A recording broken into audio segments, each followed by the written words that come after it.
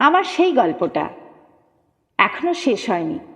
শোনো, পাহাড়টা আগেই বলেছি ভালোবেসেছিল মেঘকে, আর মেঘ কিভাবে শুকনো খটখটে পাহাড়টাকে বানিয়ে তুলেছিল ২৬ বছরের ছোকরা, সে তো আগেই শুনেছ।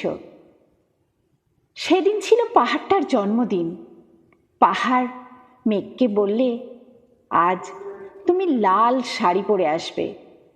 মেঘ পাহাড়কে বললে, আজ তোমাকে স্নান করিয়ে দেব চন্দন জলে।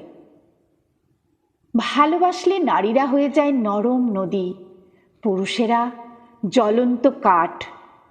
সেইভাবেই মেঘ ছিল পাহাড়ের আলিঙ্গনের আগুনে, পাহাড় ছিল মেঘের ঢেউ জলে। হঠাৎ আকাশ জুড়ে বেজে উঠল ঝড়ের জগজম্প। ঝাঁকড়া চুল উড়িয়ে ছিনতাইয়ের ভঙ্গিতে ছুটে এলো এক ঝাঁক হাওয়া।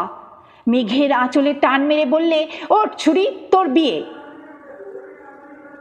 এখনো শেষ হয়নি গল্পটা। বজ্রের সঙ্গে মেঘের বিয়েটা হয়ে গেল ঠিকই, কিন্তু পাহাড়কে সে কোনো দিনই ভুলতে পারল না।